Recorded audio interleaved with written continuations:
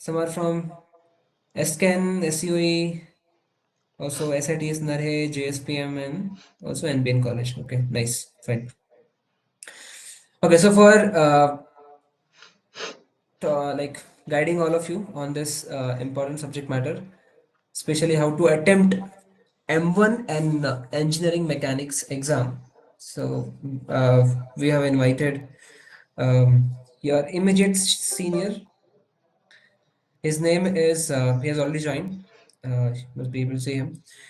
He is Prathamesh Badhe. So just to give brief introduction of his academic and the previous achievements. So he is currently in second year IT branch, SUA College. He belongs to Ahilyanagar district. So he has been a part of Student Welfare Club since last 1.5 year. He has been doing really well in terms of balancing both his academics and also spiritual practices. So which is a very important thing.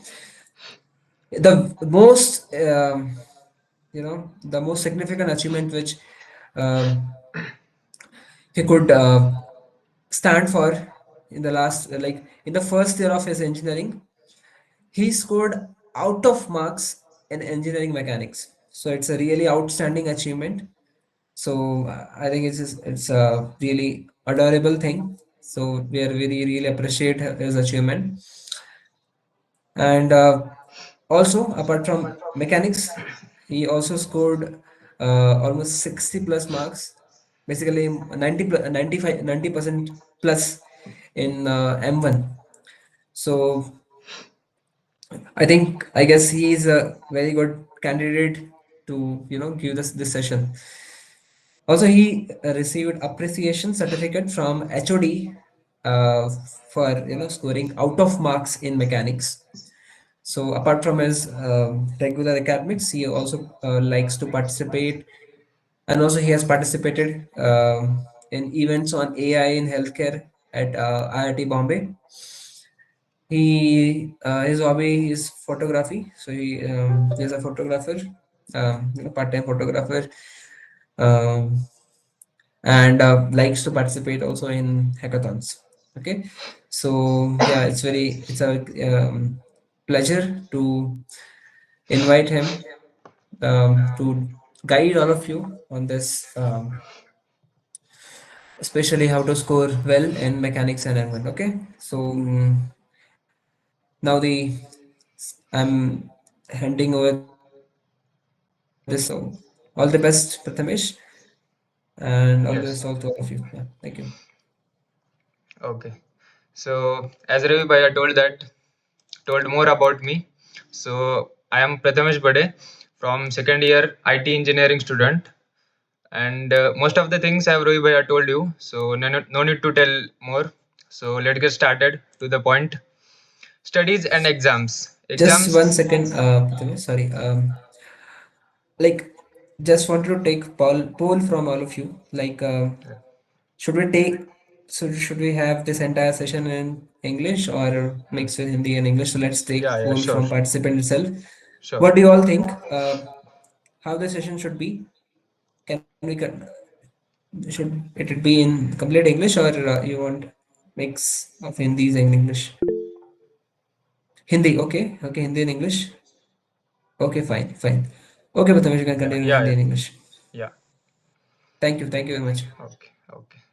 Okay so let's get started so studies and exams तो चलते रहते हैं और exams तो just हमारे एक जिंदगी का पार्ट है और वो हमारा फ्यूचर डिफाइन नहीं करती है लेकिन एग्जाम्स तो जस्ट एक फेज होता है जिसके थ्रू हमें जस्ट गुजरना पड़ता है जो कि जिंदगी में हम जो फ्यूचर में बनना चाहते हैं उसका इससे ज़्यादा कोई इम्पैक्ट नहीं रहता तो एग्जाम्स को एग्जाम्स की तरह ट्रीट करना चाहिए ना कि उसको ज़्यादा हाइप क्रिएट करना चाहिए कि एग्जाम है पेपर है बहुत हार्ड गया ऐसा वैसा तो हमें बहुत ही चिल माइंडसेट से एग्जाम को ट्रीट करना चाहिए उसको उसके ऊपर ज़्यादा मतलब ऐसा प्रेशराइज नहीं होना चाहिए कि एग्जाम्स ऐसा है so okay so let's get started so exam से पहले हमें क्या-क्या करना चाहिए और क्या नहीं करना चाहिए। हमें सबसे पहले प्रायोरिटीज़ बना के रखना चाहिए। कौन से ज़्यादा हाई हाई वेटेज वाले टॉपिक्स है, उनको पहले निपटा देने चाहिए, कौन से लो वेटेज वाले टॉपिक्स है, उनको थोड़ा बाद में करे तो भी चलेगा। अगर वो हार्ड है, उनको स्किप किया तो भी चल जाता है। उनका कोई ऐसा मतलब ज़्यादा इम्पैक्ट नहीं रहता आपके पेपर में। सबसे पहले आपको फ्रेश टॉपिक स्टार्ट नहीं करना, ठीक है? हाँ, फ्रेश टॉपिक आपको कोई स्टार्ट नहीं करना है, क्योंकि unless and until it is too important. अगर वो आपको लगता है कि ज़्यादा वेटेज का है, प्रीवियस ईयर में ज़्यादा बार पूछा गया है, तो आपको वो ज़रूर करना चाहिए और उसको कभी किसी भी हालत में मिस नहीं करना चाहिए। और map the entire unit in your own mind, categorise it. आपको पूरा यूनिट एक ऐसा कैटेगराइज़ करना चाहिए कि उसके मतलब अगर आपको पूरा यूनिट समझ आया है, अगर मैं आपको बोलूँ उसके आप नोट्स लिख दो, तो आप उसके पूरे ऐसे नोट्स लिख सकते हो कि जो-जो चीज़ें आपको समझ आई है। फॉर एग्ज़ाम्पल मुझे याद है, मैं जब फर्स्ट ईयर ईयर में था, तो हॉस्टल में मैं क्या करता था, 1 पेज नोट्स बना के रखता था पूरे मतलब चैप्टर्स के, यूनिट्स के। इम्पोर्टेंट फ़ॉर्मूलाज़ और वगैरह जो-जो है, मैं उनके 1 पेज नोट्स बना के रखता था और ऐसे दीवार पे चिपका के रखता था। रोज़ सुबह उठता था तो रिवीजन हो जाती थी, सोता था तो भी वो दिख जाते थे। तो आपको पूरा जो यूनिट है ना, वो आपके हिसाब से उसको कैटेगराइज़ करना चाहिए और जो-जो इम्पोर्टेंट है वो मार्क मार्क करके रखना चाहिए। उनको रिवाइज़ तो करना ही करना है रोज़ उनको। आपको जैसे कि मैंने बताया अभी फ़ॉर्मूला बुक भले ही ना बनाओ, लेकिन 1 पेज नोट्स ज़रूर बना के रखना, क्योंकि उसको देखने के बाद आपको पूरा ऐसा मतलब समझ आ जाता है कि पूरे चैप्टर में एक्चुअली है क्या, पूरे यूनिट में एक्चुअली वो क्या-क्या टॉपिक्स है, क्या-क्या पढ़ाया गया है। Specially for maths and mechanics, जैसे कि मैंने आपको बताया कि मैं पूरा ऐसा मतलब 1 पेज नोट्स बना के रखता था। 1 पेज मतलब पूरा उसमें फ़ॉर्मूलाज़ वगैरह रहते थे और उसमें मतलब ऑलमोस्ट यूनिट कवर ही हो जाता था। तो आपको वो सब चीज़ें करनी है। Short notes will act like life saving. आपको एंड मोमेंट पे शॉर्ट नोट्स एब्सोल्युटली बना के रखने हैं, भले ही अपने क्लास में कोई नोट्स नहीं बनाए। और डायग्राम्स, डेरिवेशंस वो तो आपको एक एक दो बार कर ही लेने। डेरिवेशंस इजी होते हैं, आपको उसको ज़्यादा आप हार्ड बनाते हो उसको। Diagrams you can skip sometimes, depends on question. And just a second. Okay, approach और एग्जाम के प्रति आपका अप्रोच क्या रहना चाहिए। तो सबसे पहले आपको ज़्यादा कोई टेंशन नहीं लेना। एग्जाम से पहले दिन की पढ़ाई आपको अवॉइड करनी चाहिए। मुझे पता है आप लोगों ने बहुत रील्स देखे होंगे, बहुत ऐसे मीम्स देखे होंगे कि इंजीनियर वही होता है जो लास्ट दिन, आखिरी दिन या फिर आखिरी रात को पढ़ता है, लेकिन ऐसा बिल्कुल भी नहीं होता। इंजीनियर वही होता है जो थ्रू आउट द ईयर्स कुछ ना कुछ सीखता रहता है, कुछ ना कुछ इनोवेट करता रहता है, ना कि एक दिन या फिर एक रात पढ़ लिया और पेपर निकल लिया, हो गया इंजीनियर। ऐसा कभी भी नहीं होता। और आपको स्पेशली फॉर मैकेनिक्स और M1 आपको माइंड में रखना ही चाहिए कि एक दिन में ये पेपर कभी भी आपसे निकलने नहीं वाला। आपको थ्रू आउट उसको उसकी पढ़ाई करनी ही करनी है।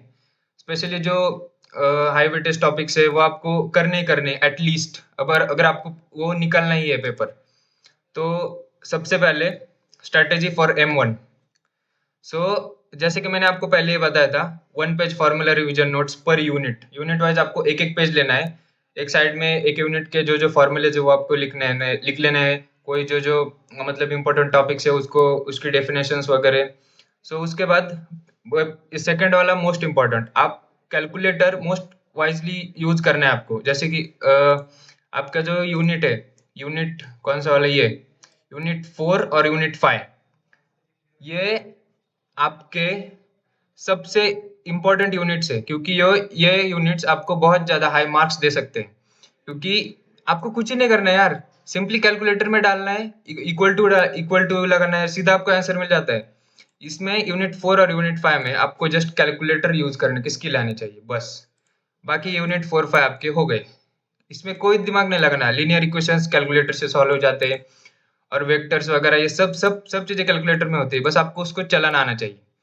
फिर उसके बाद कंप्लीट ट्रिग्नोमेट्री, जैसे कि मोस्ट ऑफ द लोग M1 में इसी वजह से फंस जाते हैं, क्योंकि उनको ट्रिग्नोमेट्री याद नहीं रहती, ट्रिग्नोमेट्री के फॉर्मूलेज नहीं आते, या फिर उन्होंने 12th में ट्रिग्नोमेट्री अच्छे से पढ़ी नहीं होती। तो सबसे पहले M1 के जो पहले 3 यूनिट्स है मोस्टली डेरिवेशन ही है, पार्शियल डेरिवेशन और डेरिवेशन के। तो उसमें सबसे पहले आपको ट्रिग्नोमेट्री अच्छे से कर लेनी चाहिए। अगर नहीं भी आती तो 12th के कुछ लेक्चर्स वगैरह देख लो। I would not prefer JEE level के देख लो, but you should watch at least 12th level के लेक्चर्स देख लो। उसमें आपके ट्रिग्नोमेट्री के फॉर्मूलेज कवर हो जाएंगे। और उसके बाद डेरिवेटिव फाइंड करते हुए मोस्ट ऑफ द बच्चे वो ये करते हैं, मतलब मिस्टेक करते हैं कि डेरिवेटिव फाइंड करते वक्त आपको बड़ा सा डेरिवेटिव फाइंड करना रहता है, लंबे पेज तक एक दो पेज चल जाता है, लेकिन मोस्ट ऑफ द पीपल ये मिस्टेक कर लेते हैं कि पहले ही पेज में डेरिवेटिव ही गलत निकाल लेते हैं। अगर आपने डेरिवेटिव ही गलत निकाल लिया तो पूरा पूरा आपका क्वेश्चन वेस्ट है ना, कोई आपका आंसर ही नहीं, मार्क्स ही नहीं मिलेंगे उसको। सो आपको डेरिवेटिव्स के फॉर्मूले आप ऐसा कर सकते हैं, वन पेज नोट्स में आप एक पेज में पूरा डेरिवेटिव्स के फॉर्मूलेज लिख के रख सकते हो, रोज दीवार पे चिपकाओ और रोज उसको देखो, आपकी रिवीजन भी हो जाएगी अच्छे से। और learn all derivative formulas for unit 1 to 3, वही मैंने बताया कि यूनिट 1 to 3 ये जो यूनिट्स है, जैसे कि सिंगल वेरिएबल कैलकुलस, उसमें मीन वैल्यू थ्योरम और वो indeterminate forms, L hospital rule, ये सब आपके ट्रिग्नोमेट्री पे डिपेंड करते हैं। फोरियर सीरीज में भी most of the things trigonometry के इंक्लूडेड है। उसके बाद फोरियर फोरियर सीरीज में आपको वो लर्न करना पड़ता है, फुल रेंज, हाफ रेंज, ये तो लर्निंग वाली बात है। तो उसके बाद multi variable calculus, partial differentiation, ये तो मतलब मैं तो कहूँगा ये कुछ हार्ड नहीं है, बीइंग ऑनेस्ट। इसमें बस आपको थोड़ा सा दिमाग लगाना रहता है। अगर आपको डेरिवेटिव्स के फॉर्मूले अच्छे से आते हैं तो you are all set for unit 1 2 3, that's all. और यूनिट 4 5 तो सीधे आपके हाथ में ही है, कैलकुलेटर बस। सो यूनिट थर्ड में multi variable calculus, so partial differential ही है, वेरिएबल फंक्शन, लिमिट, कंटिन्यूटी, तो बस बेसिक सी चीजें हैं। आपको बस अगर आपको ट्रिग्नोमेट्री आती है, उसके डेरिवेशंस आते हैं, you are all set. Errors and approximations बहुत ही सिंपल है यार, 12th में आपने किए हुए ही है। अगर नहीं भी किए तो आप 12th के लेक्चर्स रेफर कर सकते हो, इतना भी कोई मुश्किल नहीं रहता। और applications to problems in engineering, ये भी इजी रहता है। और जैसे कि मैंने बताया, यूनिट 4 5 भी इजी कैलकुलेटर के ऊपर हो जाता है। और अगर आपने अभी तक M1 का कुछ भी नहीं किया, मैं कहता हूँ यूनिट 4 और 5 करके जाओ, पास हो जाओगे यार। बस कैलकुलेटर ही तो चलाना है। अच्छा, इसमें मैट्रिक्स और लगाना है, मैट्रिक्स लगाना है, लीनियर अलजेब्रा भी कैलकुलेटर से सॉल्व हो जाता है। ठीक है, ऑल सेट फॉर M1। तो फिर M1 का हो जाएगा आपका। तो उसके बाद मूव ऑन करते हैं नेक्स्ट स्लाइड, मैकेनिक्स के लिए क्या किया जाए। सो मैकेनिक्स के लिए सबसे पहले मोस्ट ऑफ द थिंग्स आपने 11th में किए होंगे फिजिक्स में। उसमें होता है ना मैकेनिक्स, मैकेनिक्स नहीं, फोर्स, फोर्स के बारे में मोस्ट ऑफ द थिंग्स रहते हैं। तो अगर आपको मैकेनिक्स कुछ नहीं आता, 12th का भी आपको कुछ याद नहीं है, तो सबसे पहले जाओ 12th के वो लेक्चर्स देखो। सबसे पहले आपका बेसिक्स क्लियर करो। मैकेनिक्स एक ऐसा सब्जेक्ट है जिसमें अगर आपके बेसिक्स क्लियर नहीं है ना, तो भाई कुछ नहीं कर सकते आप। लिटरली कॉन्सेप्चुअल क्वेश्चंस आते हैं, थ्योरेटिकल नहीं आते, बट वही प्रॉब्लम सॉल्व करते करते आपको वही क्वेश्चंस करने पड़ते हैं। बेसिक्स आपको क्लियर करना है। और सेकंड पॉइंट, हाइप क्रिएट नहीं करनी। बहुत लोगों ने, मैं बोलूँगा बहुत सीनियर्स ने भी ये हाइप क्रिएट करके रखी है कि मैकेनिक्स बहुत हार्ड सब्जेक्ट है। मैं बता रहा हूँ लिटरली मैकेनिक्स से आसान सब्जेक्ट कोई हो ही नहीं सकता, भले ही वो M1 हो। M1 से भी सबसे इजी सब्जेक्ट मैकेनिक्स है, बिलीव मी। और थर्ड पॉइंट, कैलकुलेटर की कॉन्फ़िगरेशंस ऑलवेज अच्छे से देख लेना। मेरा मेरा एक दोस्त था, उसने मैकेनिक्स का पेपर सब कुछ अच्छे से कर लिया था और बाहर आके बोला कि भाई बहुत अच्छा पेपर गया, अब तो सीधा मैकेनिक्स में आउट ऑफ ही आएंगे। और जब उसका रिजल्ट आया, ना कि उसको आउट ऑफ थे, उसका बैक लगा हुआ था मैकेनिक्स में। क्यों लगा? क्योंकि उसका कैलकुलेटर का जो कॉन्फ़िगरेशन था वो रेडियन में था और आंसर्स जो पूछे थे वो डिग्री में पूछे हुए थे। तो आपको ये मेक श्योर करना है कि कैलकुलेटर का कॉन्फ़िगरेशन किस तरह है और उस उसे किससे अलाइन करना है, डिग्री से करना है या रेडियन से करना है, किस अकॉर्डिंग आंसर में हमें पूछा है। और नंबर 4, ब्रैकेट्स। अभी कैल्सी में आप क्या करते हो, आपको फोर्स का रिजोल्यूशन निकालना होता है, तो उसमें बड़े बड़े कैलकुलेशंस चले जाते हैं। उसमें बहुत सारे बच्चे वो जो ब्रैकेट्स रहते हैं ना, ब्रैकेट्स अच्छे से नहीं लगाते, तो उसके वजह से बहुत सारे आपके आंसर्स गलत रहते हैं, क्वेश्चन गलत होने के चांसेस बहुत रहते हैं। तो सबसे अब फिफ्थ वाला point, free body diagram. Free body diagram आपको मस्ट है। कौन सा भी क्वेश्चन हो, चाहे वो बहुत बेसिक सा हो, वो आपको मार्क्स दे चला जाता है। अगर आपको कुछ भी नहीं आता, फ्री बॉडी डायग्राम बना लो, 2 3 मार्क्स आपके हाथ में, 2 3 नहीं, 1 2 तो मिल जाएंगे आराम से। अगर 5 मार्क का क्वेश्चन है तो आराम से मिल जाते हैं। तो फिर आ जाते हैं इसके सिलेबस पे। सबसे पहले force systems and is resultant. भाई रिजल्टेंट बहुत इजी होता है। अगर आपको रिजल्टेंट नहीं आता, 12th के लेक्चर देख लो, फोर्स रिजल्टेंट डालो यूट्यूब पे या फिर कहीं पे, आपको मिल जाएंगे 12th के वो लेक्चर्स, बहुत बेसिक्स रहते हैं। और क्या साइन थीटा कॉस थीटा तो रहता है, एंगल अलाइन, और कैलकुलेटर से तो आंसर आ जाते हैं, आपको कुछ दिमाग भी नहीं लगाना एक्स्ट्रा कुछ। तो क्या introduction, motion, fundamental concepts, resolution. Okay, so it's that's all. Resolution of forces ही रहता है पहले यूनिट में ज्यादा कुछ नहीं रहता। सेकेंड यूनिट में आपको क्या करना पड़ता है, दो फोर्सेस को बैलेंस करना पड़ता है दोनों साइड से। वो भी ऑलमोस्ट फर्स्ट यूनिट से ही रिलेटेड है। मैकेनिक्स के सारे यूनिट्स है ना एक दूसरे से रिलेटेड है। अगर आपको पहला नहीं आता तो दूसरा नहीं आएगा, दूसरा नहीं आता तो तीसरा नहीं आएगा। तो आपको मैकेनिक्स को पूरा ऐसे फ्लो में पढ़ना है, ना कि पहला छोड़ दिया दूसरा किया, तो फिर दूसरा समझ ही नहीं आएगा भाई, पहला किया नहीं है तो तुमने। ठीक है, तो सबसे पहले आपको पहला यूनिट अच्छे से निपटा लेना है, बहुत इजी है, उसमें कोई ज्यादा लॉजिक नहीं लगता। अगर आपको स्टिल किसी के लेक्चर्स प्रेफर करने हैं तो यूट्यूब पे मैं बताऊंगा, प्रदीप गिरी एकेडमी नाम का एक यूट्यूब चैनल है, उसका प्रेफर करो यार, ब्लाइंडली उसको फॉलो करो, वो बंदा बहुत अच्छे से पढ़ाता है। ठीक है, मैंने भी उसी से रेफर किया था, उसकी वजह से अच्छे मार्क्स आ गए। तो यूनिट थर्ड इक्विलिब्रियम, हाँ वो तो मैंने बता दिया। तो फ्रिक्शन एंड ट्रसेस, ये भी इक्विलिब्रियम से रिलेटेड है, फिर पहली यूनिट से भी रिलेटेड है। तो आपको पूरे यूनिट फ्लो में पढ़ने हैं। और यूनिट 4 और 5, टेंथ में आपने तो वो 3 फॉर्मूले पढ़े होंगे, वो न्यूटन्स लॉज ऑफ मोशन में है शायद, आई थिंक 3 फॉर्मूलेज है मोशन के। वो अगर आते हैं आपको, ये यूनिट 4 और यूनिट 5 ऐसे ही हो जाएगा। अगर स्टिल नहीं आते तो आप यूट्यूब के लेक्चर्स रेफर कर सकते हो ट्वेल्थ के। और न्यूटन सेकंड लॉ, देखो भाई आपने ट्वेल्थ में पढ़ा हुआ है ये इंजीनियरिंग के फर्स्ट ईयर में आपको Newton second law of motion, देखो इक्वेशन ऑफ मोशन, ये टेंथ में आपने किया हुआ है ऑलरेडी, आपको जस्ट फिर से एक बार इसको रिवाइज करना है। और अगर स्टिल नहीं किया है तो आपको लेक्चर्स देख के जो इसको कवर करना ही है, क्योंकि यूनिट 4 और यूनिट 5 सबसे इजी यूनिट्स है, इंक्लूडिंग यूनिट 1 यूनिट 2। अगर आपको अभी तक कुछ नहीं किया, यू कैन स्किप यूनिट 3। अगर आपको नहीं जम रहा यूनिट 3 को छोड़ सकते हो, यूनिट 1 2 अच्छे से कर लो, बहुत इजी है, मार्क्स दे देंगे। और यूनिट 4 5 तो कंप्लीट फॉर्मूला बेस्ड ही है, no doubt. Okay, then okay, mechanics का और M1 का हो गया। तो अदर सब्जेक्ट का क्या करें, तो आपको उनके बुलेट पॉइंट्स, सिर्फ बुलेट पॉइंट्स याद रखने हैं। तो उनमें आप क्या कर सकते हो, वही 1 पेज नोट्स रख लो। टॉपिक का नाम, मैं क्या करता था मोस्टली, मेरा आई थिंक इलेक्ट्रॉनिक्स का था। इलेक्ट्रॉनिक्स में मैं क्या करता था, एक 1 पेज में पूरे फ्लिप फ्लॉप्स और वो जो होते हैं ना, आई थिंक आपको वो सब्जेक्ट नहीं होगा या फिर हो, आई डोंट नो। तो उसमें फ्लिप फ्लॉप्स और वो होते ना, वो पूरे ऐसे सीरियल में लिखता था और डायरेक्ट दीवार पे चिपका देता था, क्योंकि मुझे वो टॉपिक इतने हार्ड जाते थे, क्योंकि मैं लिटरली उनको स्किप करने वाला था। लेकिन फिर मेरे एक सर ने गाइड किया कि वो बोले कि ऐसा करो, तुम दीवार पे चिपका दो, उसको स्किप मत करो।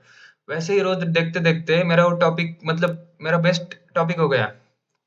ठीक है, तो you should remember only bullet points, आपको कंप्लीट वो सब्जेक्ट नहीं करना।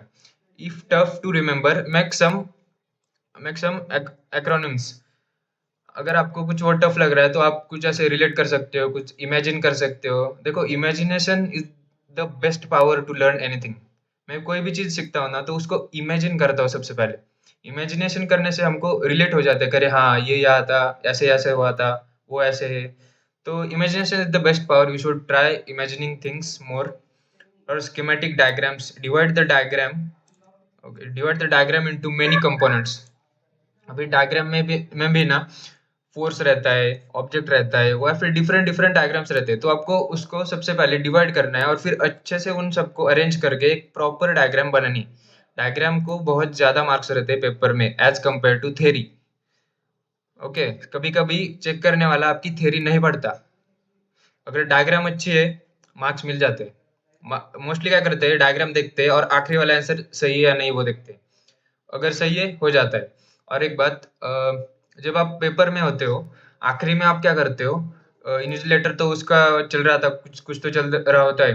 आप क्या करते हो, अपना आंसर अपने दोस्त से कंपेयर करते हो, अगर उसका अलग आया तो मेरा गलत हो गया, कैसे गलत हो गया, ऐसा वैसे। ऐसे आप कंपैरिजन कभी भी मत करो, स्पेशली मैकेनिक्स के पेपर में। ठीक है, मैकेनिक्स एक ऐसा पेपर है जिसके आंसर्स अलग अलग भी हो सकते हैं, कभी कभी डिपेंड्स, ऐसा रेयरली होता है बट कभी कभी होता है। ठीक है, और डेरिवेशंस, डेरिवेशन में आपको स्टार्टिंग और एंडिंग लाइन को याद रखना है। मैं तो कहूंगा एंडिंग लाइन को भी भूल जाओ, अगर आप स्टार्टिंग लाइन आपको पता है ना, हो गया भाई, हो जाता है। स्टार्टिंग लाइन में अगर फ्लो में आपको 2-3 बार एक बार उसको लिख लेना है। ओके, थ्योरी, अरे भाई बजरंग, थ्योरी मोस्टली मैकेनिक्स के पेपर में नहीं पूछी जाती। ठीक है, अगर पूछी भी हो तो थोड़ी बहुत लिख देना 2-3 लाइन, उतना मैटर नहीं करता। Mechanics almost numerical based paper है। Most of the time almost 95% उसमें आपको न्यूमेरिकल्स ही मिलेंगे, थ्योरी मिलेगी नहीं। ओके, सो फिजिक्स की थ्योरी रहती है, फिजिक्स की आपको थ्योरी करनी पड़ेगी, और बीडब्ल्यू में भी थ्योरी रहती है। सो आपको वो चीजें तो करनी पड़ेगी, बुलेट पॉइंट्स रख लो उनके, और डेरिवेशंस जो है वो तो आपको 2-3 बार करने पड़ेंगे, उसकी वजह से तो वो होगे नहीं। फिजिकल ऐसे, ठीक है, prefer solving numericals correctly rather than theory। आपको न्यूमेरिकल्स अच्छी तरह से सॉल्व करने चाहिए, कोई भी गलती नहीं उसमें करनी चाहिए। अंडरलाइन द इम्पोर्टेंट पॉइंट्स, जो आपको नोट, जब आप नोट्स बना रहे हो 1 पेज नोट्स, उसमें वो जो इम्पोर्टेंट पॉइंट्स है उसको अंडरलाइन करके रखो। आपको, आई होप सो, किसी ने बुक नहीं लिए होंगे मैकेनिक्स के, M1 के, या फिर किसी और सब्जेक्ट्स के। अगर लिए भी है तो अभी इस टाइम उसको पढ़ने का टाइम नहीं है। Do not read the entire book word by word. आपको पूरा बुक, अच्छा एफपीएल में क्या करें? एफपीएल में आप क्या कर सकते हो, मोस्टली मैंने क्या किया था एफपीएल में, प्रोग्राम किया था प्रैक्टिकल। एफपीएल क्या है? Fundamentals of programming language. आपको सीधा सीधा, ज्यादा थ्योरी पे घुसे हुए मत यार। अगर आपको एफपीएल में क्या, I think so C language हो गया आपको। सो एफपीएल में मैं क्या करता था, सी लैंग्वेज में कोड करता था सीधा, भले ही वो मुझे आए या ना आए। सो यूट्यूब पे देख देख के सीख जाता था कोडिंग, और कोडिंग सीख जाने के बाद सीधा डायरेक्ट कोड कर लेता था। जो जो सिलेबस में है, वो एक बार कोड किया, आउटपुट आ गया तो समझ में आता था। जब आपका आउटपुट आ जाएगा ना, जैसे एफपीएल हो गया, पीपीएस हो गए, ये जो सब्जेक्ट्स है ना, ये मोस्टली अंडरस्टैंडिंग बेसिस पे होते हैं। अगर आपको वो समझ आए तो आप कुछ भी लिख सकते हो। अगर आपको कोड कोड समझ आ गया ना, तो आप थियरी मन से भी बना के लिख सकते हो, उसमें कोई बड़ी बात नहीं रहती। Okay, so write the answers according to the weightage mention in the question. Most of the students क्या करते हैं, 2 मार्क का क्वेश्चन है, पूरा पेज भर के लिखा दिया, तो बट उसका थ्योरी नहीं आती। अच्छा, डायग्राम आता है तो थ्योरी नहीं आती। अगर आपका वो सब्जेक्ट फिजिक्स है तो कोई देखता नहीं ज्यादा, डायग्राम आता है, थ्योरी है, मार्क्स दे के चले जाते हैं मोस्ट ऑफ द एग्जामिनर। ठीक है, लेकिन अगर आपका मैकेनिक्स है, वो पूरा देखेगा भाई, डायग्राम भी देखेगा और तेरा आखिरी आंसर भी देखेगा। ठीक है, आपको write the answer according to the weightage, weightage के अकॉर्डिंग आपको आंसर लिखना है। 2 मार्क्स का है तो पूरा पेज मत लिखो, आधा ही पेज लिखो, बट प्रॉपर लिखो, जो जो उसमें पूछा है वो आपको प्रॉपर लिखना चाहिए। Keep an I on the time, time पे भी जरा नजर रखना, कहीं अपना टाइम पूरा ना निकल जाए और पेपर ना छूट जाए। बहुत से बच्चों का छूट जाता है mostly. So don't dwell on one question for a longer time, go ahead to the next question। अगर आपको एक क्वेश्चन आता है, उसको ही ज्यादा से ज्यादा लिखने का आप प्रयास करते हो, ऐसा मत करो भाई। अगर आपको 2 मार्क का क्वेश्चन है, अगर आपने भले उसके 2-2 पेजेस लिखे हो भाई, तेरे को तो 2 मार्क ही मिलने वाले हैं ना।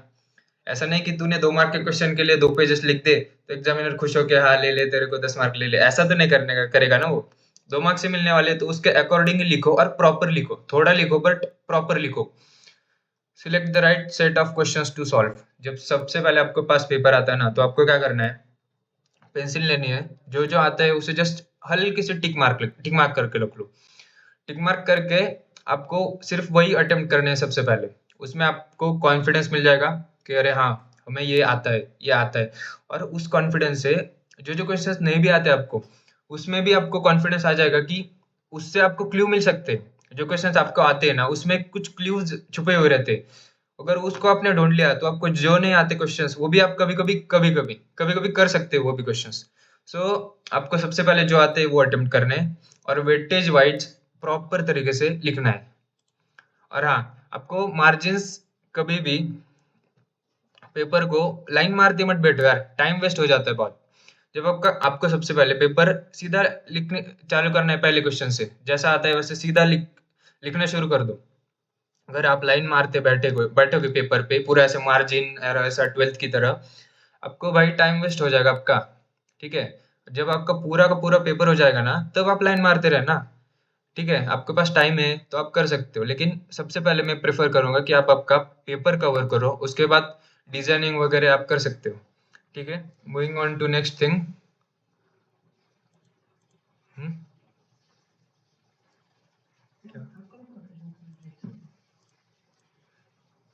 Okay, sorry, moving on to next thing. Okay, universities exams are all about presentations.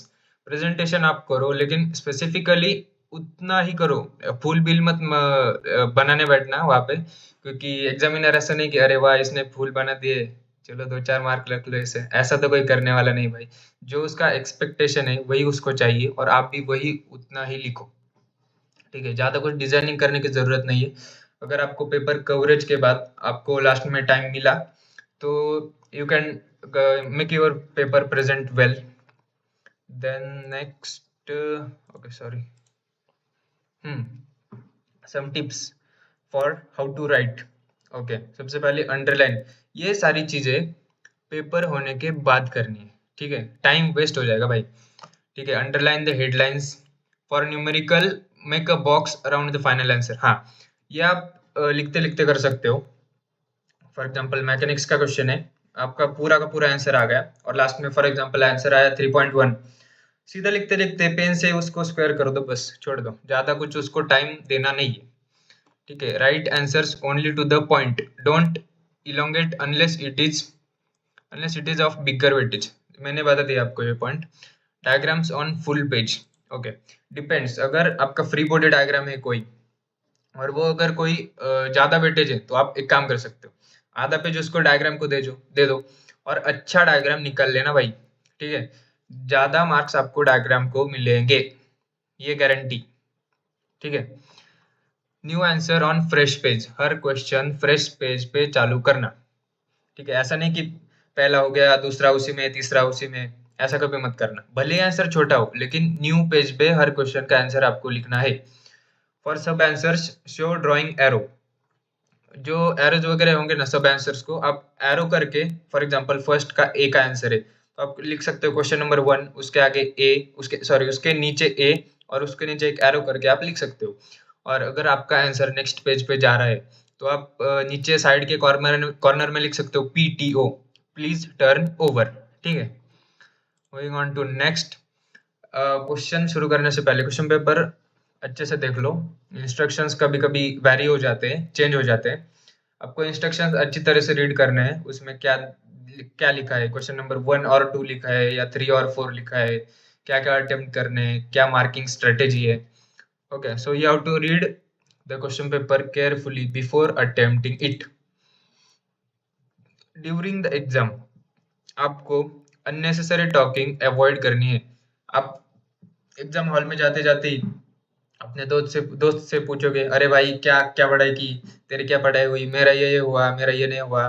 कभी कभी आप थोड़ा टेंशन में चले जाते हो, अरे यार इसने तो ये टॉपिक कर लिया, मेरा तो ये रह गया, अरे अब, तो आपका थोड़ा कॉन्फिडेंस लेवल डाउन हो जाता है। एक्चुअली मैंने भी ये थिंग एक्सपीरियंस की है। जब भी आप दोस्तों से डिस्कस करते हो ना, अरे तूने मैकेनिक्स का फोर्स रिजोल्यूशन वाला टॉपिक्स किया, अरे हाँ तूने किया, अरे यार मेरा तो रह गया। तो ऐसे कॉन्फिडेंस डाउन हो जाता है। Avoid unnecessary talking before before the exam, keep mind study. आपका माइंड चिल और काम रहना है। और भाई एग्जाम ही तो है, इसमें उतना क्या टेंशन लेना। ठीक है, बस एग्जाम ही तो है, निकल जाएगा, ज्यादा कोई लोड नहीं लेना अपने को। ठीक है, stable mind is the hub of a wheel, the world may spin around you, but the mind is steady. Okay, always remember. तो एग्जाम में जाने से पहले अपना सीट नंबर अच्छे से देख लो, और सबसे पहले बाहर बोर्ड पे लगा रहता है ना, कौन किस क्लास में, रोल नंबर वाइज, अच्छे से देख लो। लास्ट मोमेंट पे बहुत भागा दौड़ हो जाती है, कभी कभी रोल नंबर नहीं मिल जाता, हमारा क्लास कहाँ पे है ये पता नहीं चलती। तो आपको मेक श्योर करना है कि आप एग्जाम से पहले एटलीस्ट 30 to 45 मिनट्स जल्दी जाओ। ठीक है, आपका क्लास कहाँ पे है, आपका डेस्क कहाँ पे है, पहले से ही देख के रखो। Most of the people on the time, मतलब अगर 10 बजे पेपर है, तो वो लोग 10 बजे ही डायरेक्ट हॉल में पहुंच जाएंगे। कभी कभी वो हॉल उनका होता ही नहीं, अगर वो उनको पता चला अरे यार ये तो मेरा हॉल ही नहीं, भाई पैनिक में पूरा पूरा पैनिक हो जाता है, मेरा हॉल नहीं मिल रहा, अरे यार पेपर शुरू हो जाएगा, अब क्या करूँ, अब क्या करूँ। ठीक है, आपको मेक श्योर करना है कि आपका हॉल टिकट में जो सीट नंबर है वो कहाँ है, कौन सी क्लास है और कौन सा डेस्क डेस्क है। और एक थिंग, हर पेपर को ये चेंज होते रहते हैं क्लासेस और डेस्क। आपको ये मेक श्योर करना है, अच्छे से देखो और अच्छे से जाके बैठो। उसके बाद आपका हॉल टिकट लेना मत भूलना भाई। अभी रिसेंटली हमारे पेपर्स चल रहे थे, तो बहुत सारे नहीं, कुछ बच्चों का हॉल टिकट घर पे भूल गए भाई। वो लिटरली उनको ऑफिस में जाके एप्लीकेशन देना पड़ा और फिर आके उनको एग्जाम देने के लिए अलाउ कर दिया। इस पूरे चक्कर में आपके 30 to 40 मिनट्स वेस्ट हो जाएंगे। ठीक है, you have to make sure that you have your college ID card and hall ticket before going to exam. Also make sure you carry proper amount of pens. लोग exam के time पे उनका pen चलना बंद हो जाता है कभी कभी, या फिर उनका पेन खत्म हो जाता है, तो आप make sure you take extra 2 to 3 pens. Keep pencil and scale with you for drawing good diagrams for paper like mechanics. Start from that question which you knows very well. Okay, जैसा कि मैंने आपको बताई है, जो आपको अच्छे से क्वेश्चन आता है उसी से शुरू करो भाई। जो नहीं आता उससे क्यों दिमाग खराब कर रहे हो। ठीक है, it will create a nice impression on paper checker too. जो पेपर चेक कर रहा है ना, उसको भी, उसके ऊपर भी आपका अच्छा इंप्रेशन पड़ेगा। उसको पता चलेगा, अरे हाँ, अरे ये तो होशियार बच्चा है, अच्छा पेपर सॉल्व किया है। ठीक है, your first impression makes massive difference. Always remember this thing. उसके बाद time management. Time management is the most crucial thing in your paper. मैंने बहुत सारे बच्चे देखे हैं जो लास्ट मोमेंट तक बस लिखते रहते हैं भाई, बस पेपर भर देना है, मार्क्स तो आ जाएंगे। भाई ऐसा नहीं होता। ठीक है, आपको जो टू द पॉइंट है वही लिखना है। आपको ऐसा नहीं कि जो पूछा है उसको छोड़ के बाकी आपकी पूरी राम कहानी लिख दी वहां पे, ऐसा कभी भी नहीं करना आपको। जो पूछा है टू द पॉइंट, कंसाइज और प्रिसाइज रखना है आपको। Don't waste your time on writing first question for long time. जो कि मैंने आपको बता दिया, पहले क्वेश्चन पे ज्यादा, मतलब ऐसा नहीं कि ये मेरे को आता है उसको ज्यादा लिख दे और जो नहीं आता उसको छोड़ दिया। ऐसा छोड़ तो कोई क्वेश्चन नहीं देना भाई। ठीक है, कोई क्वेश्चन छोड़ नहीं देना, भले ही उसका कुछ आता नहीं आपको, उसके रिलेटेड कुछ भी लिख दो, कुछ भी, लिटरली उसके आधे एक मार्क मिल जाते हैं। और आधा एक मार्क कितना इंपॉर्टेंट होता है ना, वो पूछो किसी बच्चे से जिसका 28 मार्क पे बैक लगा हो। ठीक है, टाइम मैनेजमेंट बता दिया मैंने। Don't waste your time on writing first question for long long time, even if the answer is too lengthy. Try to cover only important topics, otherwise you will get less time for other questions. ठीक है, moving on to next slide. Okay, during writing, think yourself in place of teacher. Understand what he actually wants in the answer and write accordingly. भाई, किताबी कीड़ा कभी नहीं, कभी मत बनना। ठीक है, आपने थ्री इडियट्स मूवी तो देखा ही होगा, उसमें चतुर की तरह कभी मत बनना। सबको रैंचो बनना है ना, चतुर की तरह कभी मत बनो, किताबी कीड़ा कभी मत बनो। किताबी डेफिनेशन भाई किसी को नहीं चाहिए। ठीक है, और चाहिए भी हो तो वो मार्क्स देगा देगा भाई, उसका कुछ नहीं जा रहा उसमें। लेकिन मैं क्या कहता हूँ, always understand things rather than only remembering और memorising them. Always understand the things. अगर ये भी है, थ्योरेटिकल भी है कुछ उसमें भाई, कुछ तो समझने लायक होगा ना। ऐसा नहीं कि कुछ ऐसे फालतू में दे दिया, कोई फालतू में नहीं होता भाई, उसके पीछे कोई ना कोई रीजन होता ही। ठीक है, आपको अच्छी तरह से समझ में लेना है। अगर इंजीनियरिंग एक ऐसा फील्ड है ना, अगर आप रट्टा मार के निकलना चाहते हो तो छोड़ दो, नहीं निकलेगा। ठीक है, अंडरस्टैंड करके ही आपको पेपर्स निकालने हैं। इंजीनियर मतलब क्या होता है, जो चीजों को समझता है और उस चीजों से इनोवेटिव थिंकिंग करता है, इनोवेटिव आइडियाज निकालता है। ठीक है, तो आपको अंडरस्टैंडिंग करना ही है, रट्टा कभी मारना मत। अभी 12th तक ठीक था, वो आपकी स्कूल थी, उसमें कुछ नहीं था। अगर इधर रट्टा मारने बैठोगे ना भाई, बैक के बैक ऐसे पड़ जाएंगे। Okay, use pens that are comfortable and use it previously. आपको वही पेन यूज करना है जो आपने पहले यूज किए हैं थ्रू आउट द ईयर, जो आपके कंफर्टेबल है, बेटर ग्रिप देते हैं, आपका पेपर भी विद इन टाइम कवर हो जाएगा। ठीक है, ये तो ज़्यादा इंपॉर्टेंट नहीं था। ठीक है, don't miss to write any question even if you don't know. ये तो मैंने बता ही दिया आपको। जो क्वेश्चन नहीं आता उसे भी लिखो। अगर ये भी हो सकता है कि वो आउट ऑफ सिलेबस आ जाए, अगर आउट ऑफ सिलेबस आए तो बल्ले बल्ले, आपको तो उसके फ्री मार्क्स मिले जाएंगे। ठीक है, even if questions comes out of syllabus, then you get extra marks for it. If you know the meaning of one key, then try to explain it, but don't miss to write question. Make it lengthy so at least you will get some marks provided you have time. अभी कल के paper की एक बात बताता हूँ तुम्हें। कल मेरा एक पेपर था भाई, 5th यूनिट का, मुझे कुछ आता नहीं था, लेकिन एक वर्ड उस क्वेश्चन में था, छुपा छुपा हुआ था। उस वर्ड की वजह से मुझे उस पूरे क्वेश्चन का आंसर याद आ गया। ठीक है, एक एक कीवर्ड भी आपको पूरा आंसर लिखवा सकता है। You have to make sure that, अगर नहीं भी आपको आंसर याद आ रहा, कुछ भी लिख दो भाई, उसके रिलेटेड, कुछ भी नहीं लिखना, उसके रिलेटेड ही कुछ तो आपको लिख देना है। ठीक है, moving on to next slide. हाँ, ये मैकेनिक्स का पेपर है आई थिंक। हाँ, मैकेनिक्स का है। आपको गिवन अच्छे तरह से लिखना है। मैकेनिक्स का नहीं, ये आई थिंक थियरी पेपर है कोई तो। हाँ, आपको हेडिंग अच्छी तरह से देना है। आपको क्या बोलते हैं सो, हेडिंग आपको अच्छी तरीके से देना है। जो डेफिनेशन है वो टू द पॉइंट और प्रिसाइज लिखनी है। सब हेडिंग्स भी अच्छी तरीके से देना है। ये देख सकते हो इस पेपर में, सैम्पल पेपर है। Okay, moving on to next. हाँ, ये मैकेनिक्स का पेपर है। अब इसे अच्छे तरह से देख लो भाई सब लोग। इस मैकेनिक्स के पेपर में देखो, इस आंसर, जो जिस बच्चे ने इस आंसर को लिखा है, देखो इसे कितने अच्छे से लिखा है। देखो ये diagram, FBD, free body diagram आपको अच्छी तरीके से लिखनी है। भले ही फोर्सेस रिजोल्यूशन हो, इक्विलिब्रियम हो, या फिर कोई भी यूनिट हो, आपको डायग्राम बनानी ही है। देखो इसने कंसिडर किया है कुछ, आपको ऐसे स्टेटमेंट्स भी लिखने हैं इफ पॉसिबल। इफ आपको नहीं समझ में आ रहा, कोई बात नहीं भाई, आगे चले जाओ। आपको गिवन भी लिखने हैं। गिवन को भी मार्क्स मिल जाते हैं मैकेनिक्स में मोस्ट ऑफ द टाइम। एक आधा आधा मार्क तो मिल ही जाता है उससे। गिवन लिखना कभी भी मत भूलना। आप देख सकते हैं इसने कितने कितने प्रॉपर तरीके से लिखा है पूरा। लास्ट में ब्रैकेट भी किया है आंसर को। Same goes for this. So moving on to next. यहाँ भी आप देख सकते हो उसने प्रॉपर लिखा है A1, given values A1, X1, Y1, final answer को बॉक्स किया है। आपको भी इसी तरह प्रॉपरली लिखना है। देन आपको अपना बेस्ट देना है। ठीक है, पेपर में आपका माइंड स्टेबल होना चाहिए। ज़्यादा कुछ ऐसा नहीं कि पेपर में गए, अरे हाँ वो रील याद आ गई डैनी पंडित की, ऐसा कभी मत करना। पेपर के पहले रील्स कभी भी मत देखना। आई नो टेंशन रहता है, बट आपको चिल माइंड में रहना है। आप चाहे तो पेपर से पहले आपके घर वालों से बात कर सकते हो, थोड़ा आपको फ्रेश लगेगा। ठीक है, लेकिन कभी भी रील्स मत देखना भाई, आंसर भूल जाते हैं लोग कभी कभी, मेरे साथ हुआ है। ठीक है, मूविंग ऑन टू नेक्स्ट। बाकी भगवान के ऊपर।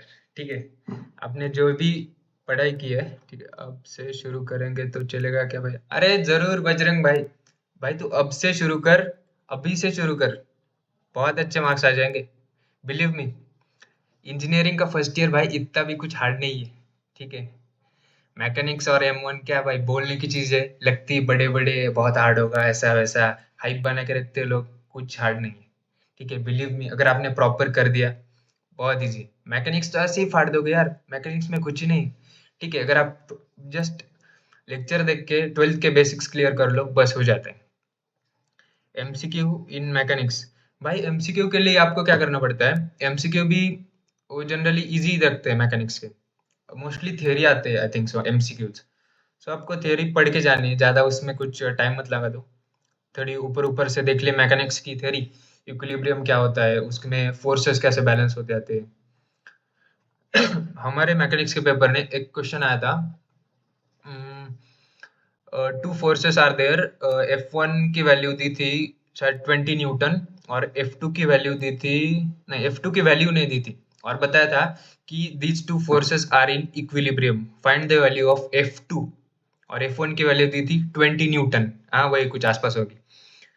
बताओ यार, कॉमन सेंस का क्वेश्चन है, अगर इक्विलिब्रियम है तो दोनों का रिजल्टेंट 0 हो जाएगा। F1 20 है तो F2 -20। ऐसे क्वेश्चंस आते हैं यार, MCQ भी इतने कुछ हार्ड नहीं आते। अब सब्जेक्ट के 4 यूनिट करेंगे तो अरे भाई जरूर हो जाएगा, 4 यूनिट की तो तू स्कोर करेगा।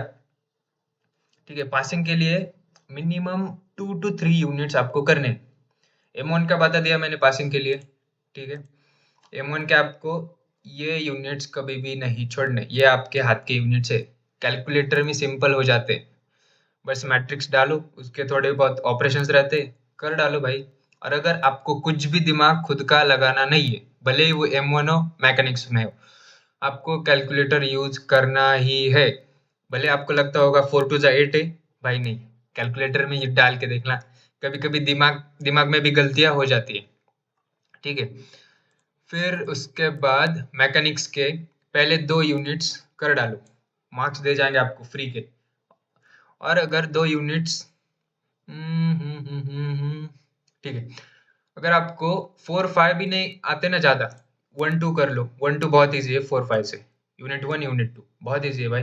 प्रदीप गिरी के लेक्चर्स देख लो, आई वुड प्रेफर, मैंने उनके प्रेफर किए थे, बहुत इजी है, बहुत अच्छे से पढ़ा देते हैं, एकदम बेसिक से पढ़ाते हैं। ठीक है। उसके बाद, हाँ, जैसे कि मैंने बोला, ज़्यादा कुछ टेंशन नहीं लेना, चैंटिंग करते रहो, दिमाग शांत रहता है।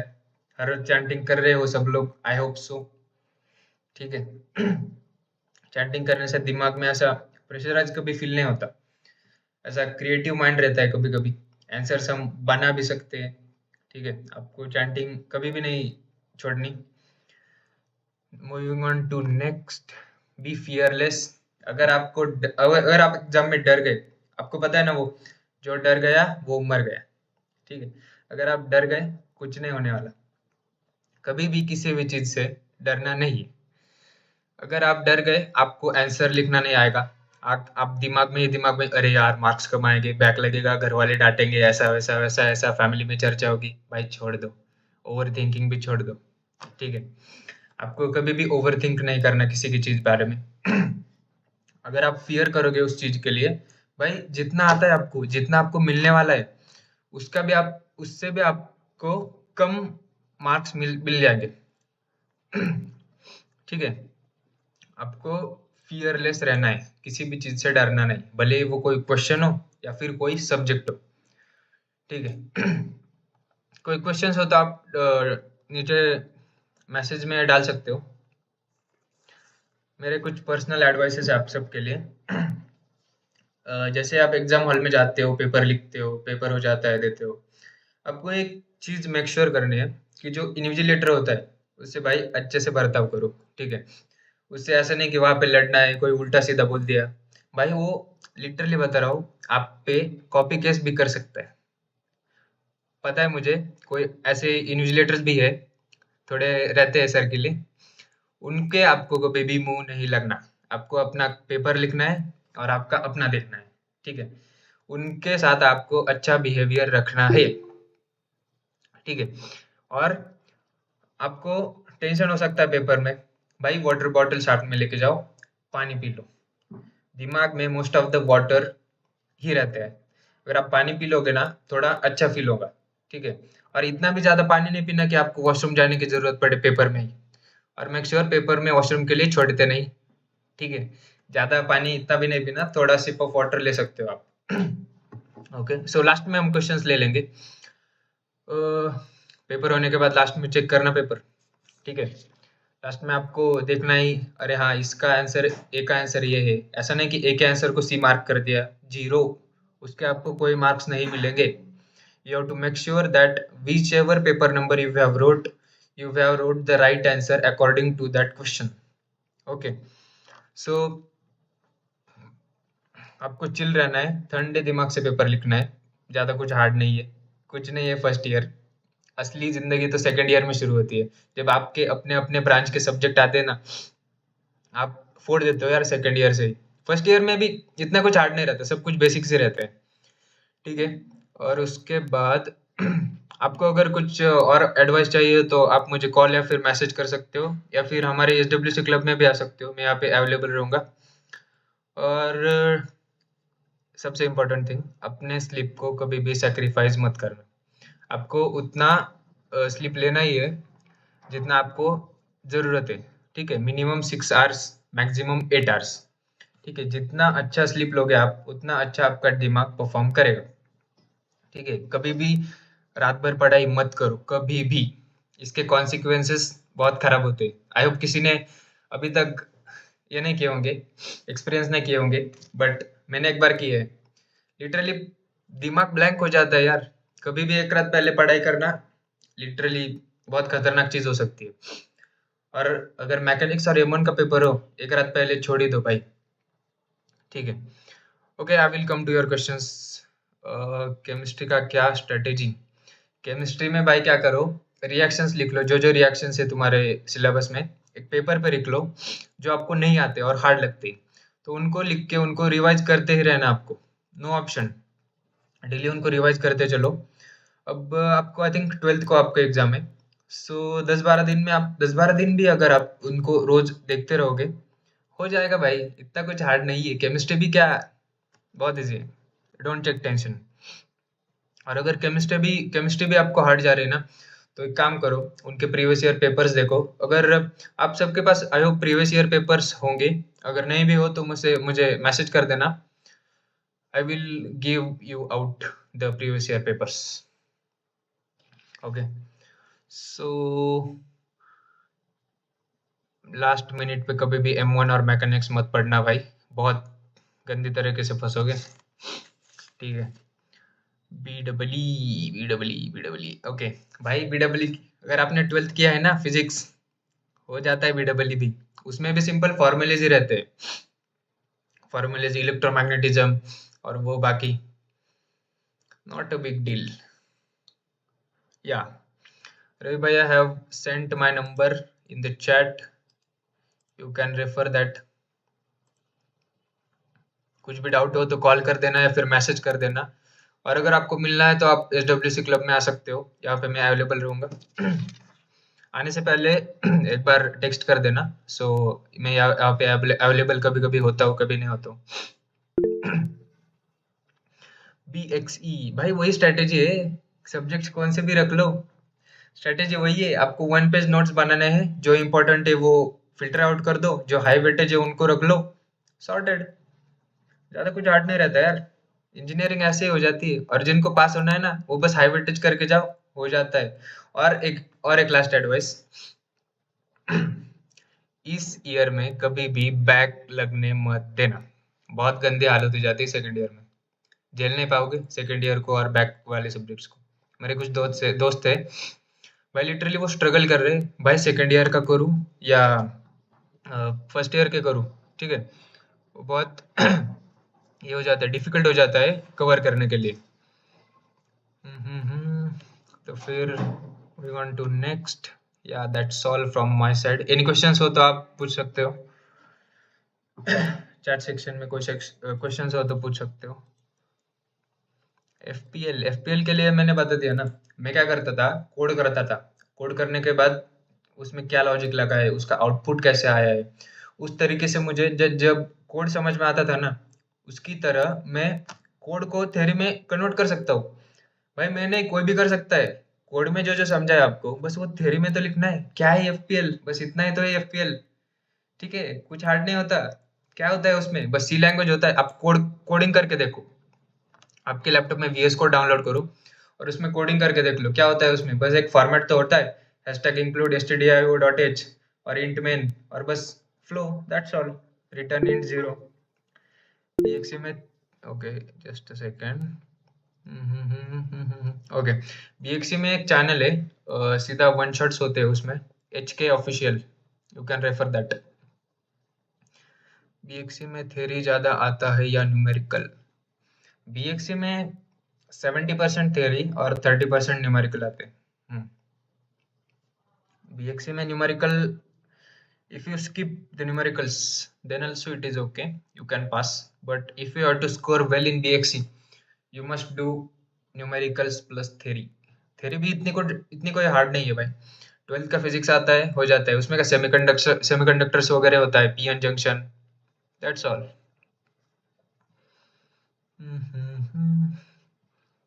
सिली मिस्टेक कभी मत करना कैलकुलेशंस में।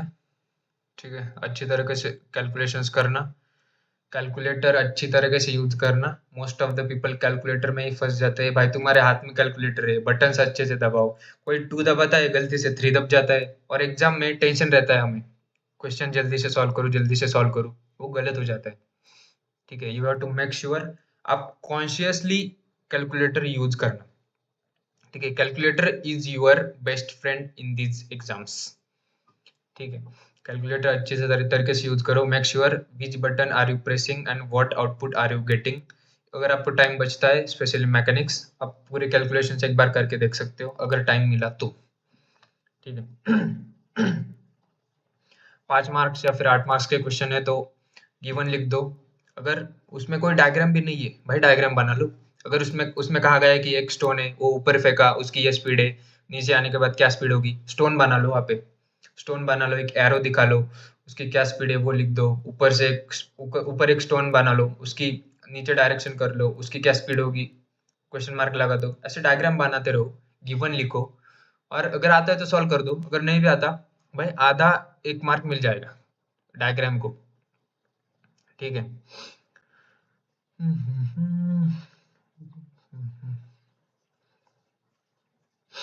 जितना आता है वो पूरा के पूरा लिखने का प्रयास मत करना, जितना बताया उतना ही लिखना पेपर में, ठीक है। और कोई क्वेश्चंस हो तो चैट बॉक्स में लिख सकते हो, या फिर माइक ऑन करके भी बोल सकते हो।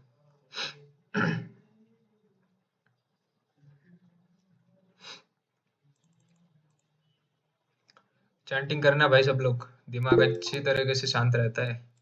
ग्राफिक्स खतरनाक सब्जेक्ट है भाई। मेरा भी मेरे को भी थोड़ा टफ लगा, लेकिन एंड मोमेंट में हो गया भाई वो पेपर भी। उसके तो मोस्टली प्रीवियस ईयर, मोस्टली नहीं, मैं बोलूंगा ऑलमोस्ट 100% प्रीवियस ईयर आए आए थे हमारे पेपर में, ग्राफिक्स के। ग्राफिक्स के सर और फिर फैकल्टी वगैरह जो होते हैं ना, बहुत हाइप क्रिएट करते हैं, भाई ये कर लो, इसकी क्वेश्चन बैंक सॉल्व करके लाओ, फाइल में लाओ, ये करो वो करो, बहुत मगजमारी करते हैं। लेकिन आपको अच्छी तरीके से वो सॉल्व करना है। ग्राफिक्स इजी रहता है, इतना भी कुछ टफ नहीं है। आपको डिग्री विग्री स्केल अच्छी तरीके से पकड़ना है, थोड़ा हिल गया तो भाई गया पूरा। मेजरमेंट्स अच्छे से करने हैं ग्राफिक्स में। Make sure you have all tools of graphics, scale, pencil. और पेंसिल में भी वो टाइप्स होते हैं, एच बी या फिर 2H 3H, ऐसे कुछ होते हैं टाइप्स। पूछ लेना अपने सर को कौन से पेंसिल प्रेफर करनी है, वो बता देंगे। आई थिंक आपके शुरुआत में बता दिए होंगे उन्होंने, ठीक है।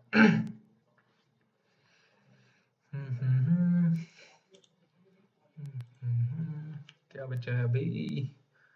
ओके, मैथ्स के पहले यूनिट में आ जाते हैं। Fourier series, full range, half range, ये रट्टा मारना पड़ेगा आपको, ठीक है। मैथ का पहला यूनिट थोड़ा रट्टे वाला है। Fourier series, harmonic analysis, applications, वो ये थोड़ा रट्टे वाला है। Rolle's theorem, mean value theorem, Taylor's theorem, Maclaurin's भी थोड़ा लर्न करना पड़ेगा आपको। एप्लीकेशन, हाँ, मैक्सिमा मिनिमा 12th में किया है। जिन्होंने 12th में किया है ना अच्छी तरीके से, 12th में 11th में, भाई कुछ नहीं, ये इंजीनियरिंग फर्स्ट ईयर ऐसे ही निकल जाएगा आपका। और आपके जब पेपर्स हो जाएंगे ना, भाई शांत मत बैठो। सेकंड जो सेमेस्टर है उसका सिलेबस थोड़ा एक्सप्लोर करो। और अगर आपका ब्रांच कोई CSIT वगैरह है तो कोई कोडिंग लैंग्वेज उठा के शुरू कर दो भाई, ज़्यादा टाइम नहीं है अब। जितना आप जल्दी शुरू करोगे ना, आपको बेनिफिट मिल जाएगा उसका।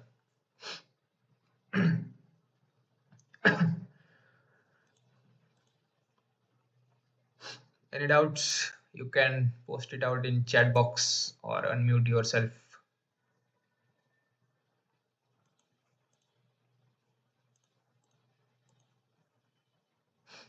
कोई डाउट्स है? अगर क्लास के बाद भी कोई अगर डाउट्स हो, गाइडेंस चाहिए मेरे से, तो आप मुझे कॉल या फिर मैसेज कर सकते हैं, या फिर पर्सनली भी आ सकते हैं WC क्लब। या that's all from my side. Thank you very much, Prathamesh, for this informative yet valuable guidance session on specialty mechanics and M1. And I hope all the participants could get some, some help, at least some glimpse of how to prepare and how to attempt also. So if you have any questions, you can put in chat box. We have 2-3 minutes more. So Yeah, so chat is open for questions.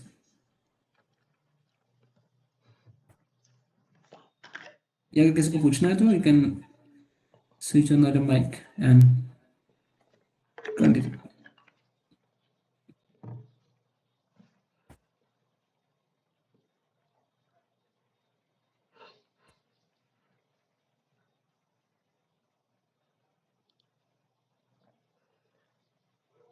Doubt from Sarish, कितने marks के लिए कितना page लिखना है? भाई page doesn't matter.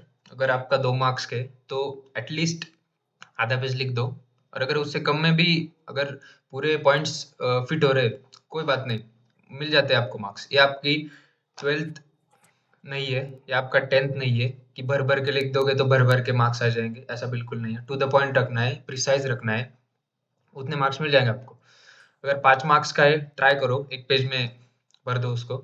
अगर extend हो रहा है तो अच्छी बात है, और अगर नहीं भी एक्सटेंड हो रहा तो ठीक है, उतने मार्क्स मिल जाएंगे, डरो मत। अगर थोड़ा भी लिखा है तो टू द पॉइंट अगर आपने लिखा है वो मार्क्स मिल जाएंगे, आपके हाथ के marks.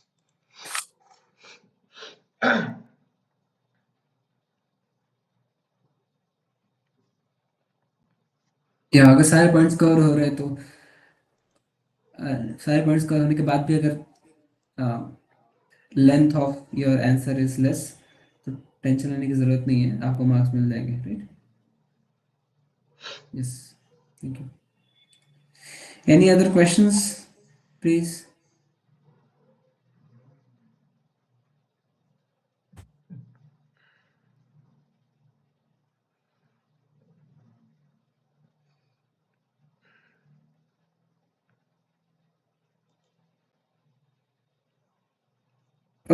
Okay, fine. I guess there is no more question. But still, as he said, I have already shared his personal WhatsApp number. So if you get anything, like अगर आप अभी start करोगे या फिर आपने अभी पूरे cover नहीं किए chapters in mechanics and M1, so if you get any doubts while studying, please reach out to him. And as he said, do your best and leave the rest in God. Do not miss to chant, do mantra meditation every day. So before you start, and also in between, if you happen to get some time, you are you are a little tired mentally, you can do mantra meditation, as he said. So yeah, thank you very much, Prathamesh, for your this thing thank you session, भैया। and all the best to all the participants for your first university NSEM examination 2026, and best wishes for the new year. May your new year comes with all the new opportunities, full of opportunities, and also may Lord help you all of you to make right decision and go ahead with flying colors. Thank you. Thank you very much. We are closing this session here.